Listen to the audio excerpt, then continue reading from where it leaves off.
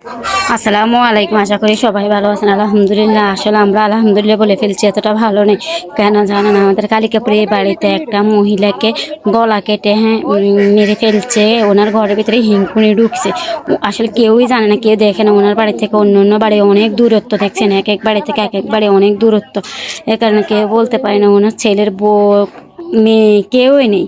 উনি শুধু একাই আছে এখানে। উনি সবসময় বাসা বানায় থাকে, ছেলেরা ওনাদের কাছে থাকে। হঠাৎ করে আজকে ঈদের পর থেকে উনি বাড়িতে থাকে, চলে যাবে ভাবছিল, কয়দিন ধরে ভাবতেছে চলে যাবে।